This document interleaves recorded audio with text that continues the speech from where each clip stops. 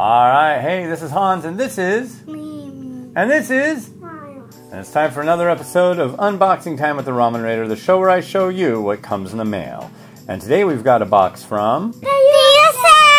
Yep, this box is from the USA. This is some Chef Wu stuff. Let's crack it open and see what's inside.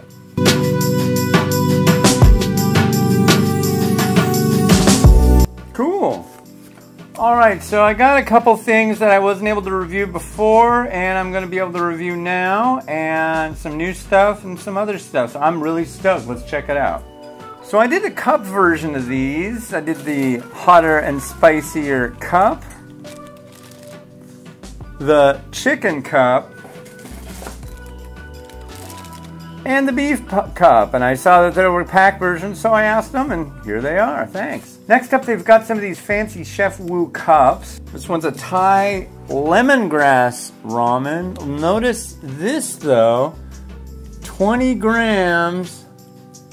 And it's vegetarian. Let's see. It is vegan. Vegan. So there's the lemongrass, sweet chili togarashi, also vegan.